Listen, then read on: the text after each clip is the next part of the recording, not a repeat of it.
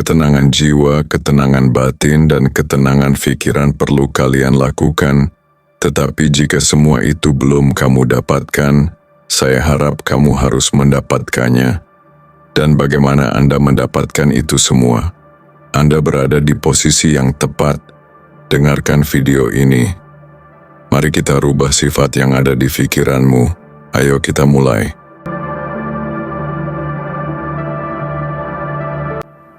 Kamu berani tetap belajar, meski orang lain udah menghakimi. Kamu tetap penasaran, meski jawaban belum juga datang. Cinta terhadap pembelajaran berarti kamu tidak pernah benar-benar selesai. Kamu tahu, hidup ini bukan soal siapa yang paling cepat paham, tapi siapa yang paling setia menempuh proses. Karena yang kamu kejar bukan sekadar ilmu, tapi cara baru untuk melihat, untuk merasakan, untuk menanggapi hidup dengan lebih bijak. Bayangkan kamu bisa belajar satu hal apapun secara instan, tapi harus kehilangan satu hal yang kamu paling kuasai sekarang. Apa yang akan kamu pilih? Pertanyaan itu mungkin terdengar aneh, tapi dalam dunia nyata, kita sering dihadapkan pada situasi seperti itu. Belajar hal baru berarti merelakan kenyamanan, meninggalkan identitas lama, dan itu nggak selalu menyenangkan. Tapi kalau kamu tetap tinggal di zona yang sama, kamu nggak akan bertumbuh. Dan lambat laun, kamu akan merasa kosong. Karena manusia itu diciptakan untuk berkembang, untuk berevolusi. Bukan hanya secara biologis, tapi secara mental, spiritual, dan emosional. Masalahnya, ada banyak luka lama yang bikin kita enggan belajar lagi. Entah itu pengalaman dipermalukan di sekolah, dibilang bodoh, gagal berulang kali. Dan luka-luka itu tertanam dalam, membuat kita ragu setiap kali ingin mencoba hal baru.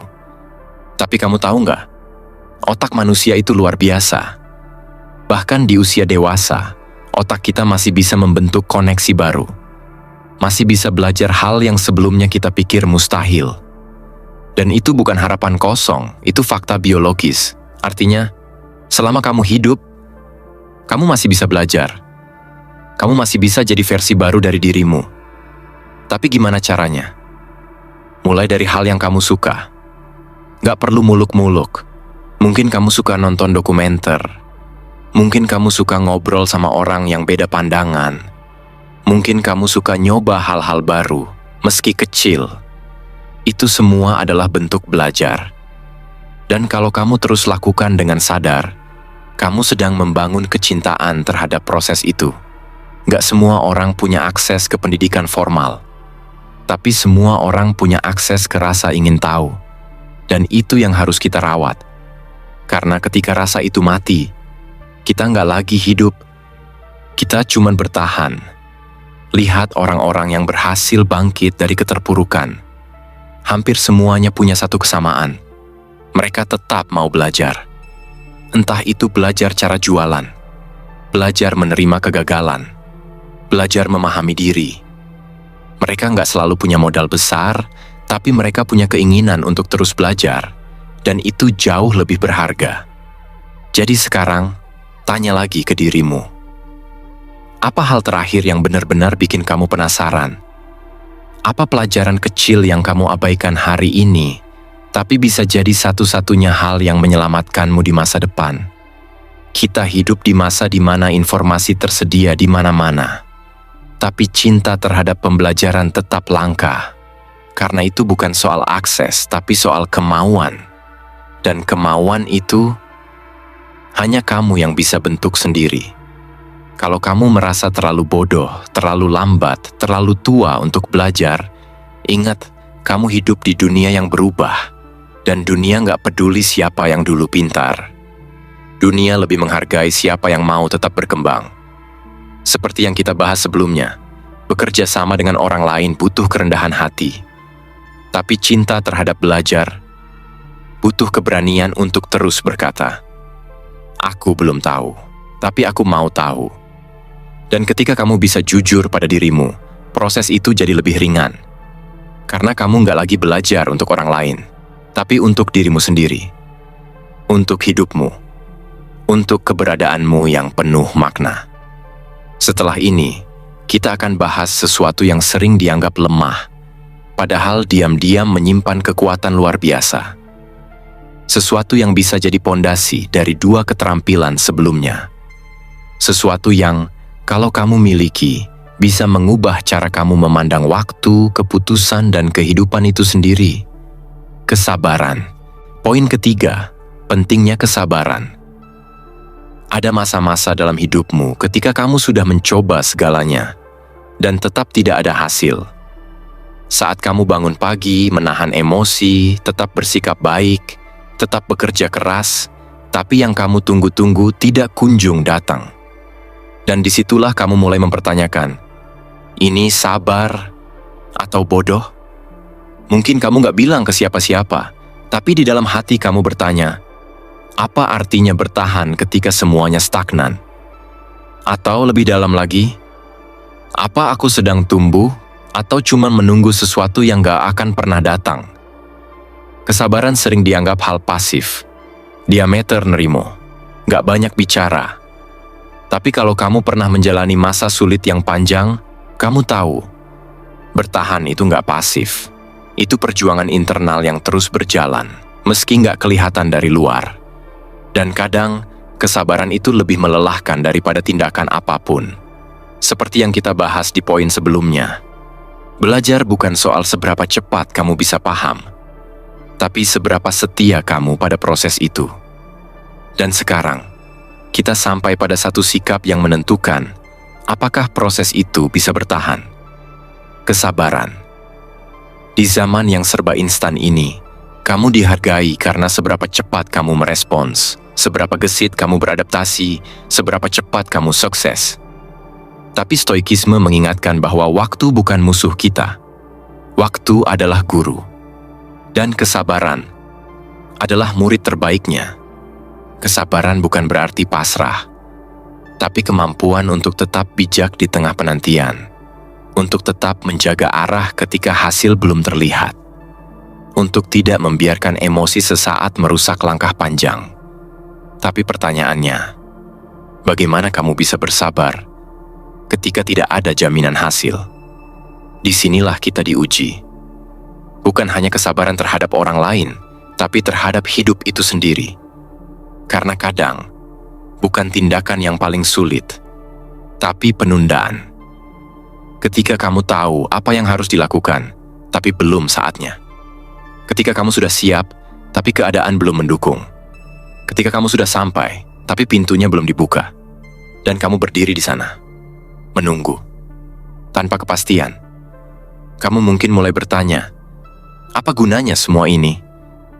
Tapi pertanyaan itu justru membuka ruang buat satu hal yang jarang kita pelajari secara sadar. Menunda kepuasan. Kita hidup dalam masyarakat yang membentuk kita untuk mengejar kepuasan segera. Satu klik, satu notifikasi, satu validasi. Tapi semua itu menciptakan ilusi bahwa yang cepat itu lebih baik. Padahal dalam hidup yang sebenarnya, yang paling bernilai justru datang dengan pelan, dengan usaha, dengan luka, dan ya, dengan sabar. Bayangkan kalau kamu tahu bahwa hasil terbaik dalam hidupmu akan datang, tapi butuh 10 tahun lagi. Apa kamu akan tetap bertahan? Atau kamu akan menyerah di tahun ke-7 hanya karena nggak sabar? Itu yang membedakan orang yang berkembang dengan orang yang cuma bertahan. Kesabaran bukan hanya tentang bertahan terhadap keadaan yang tidak menyenangkan, tapi tentang memilih untuk tetap tenang di tengah godaan, untuk menyudahi sesuatu sebelum waktunya. Dan ironisnya, sebagian besar dari kita nggak sabar bukan karena kita lemah, tapi karena kita luka.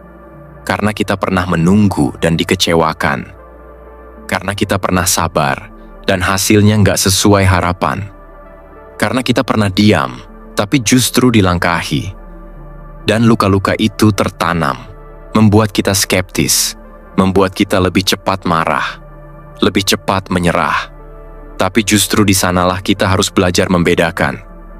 Kapan sabar berarti tumbuh, dan kapan sabar berarti hilang arah.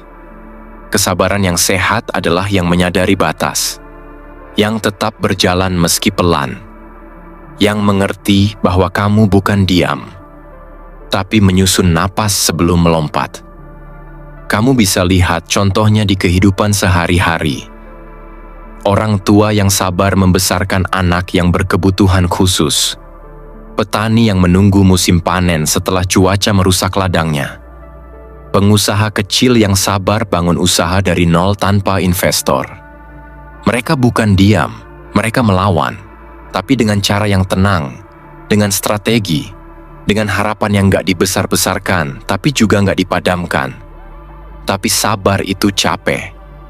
Dan kalau kamu merasa lelah, itu bukan karena kamu lemah. Itu manusiawi. Bahkan dalam stoikisme, kesabaran bukan berarti gak merasakan sakit, tapi memilih untuk tidak dikuasai olehnya. Kamu tetap boleh merasa, boleh kecewa, boleh marah, tapi kamu tidak membiarkan perasaan itu mengacaukan tindakanmu. Dan itu yang membuat sabar jadi kekuatan yang tersembunyi.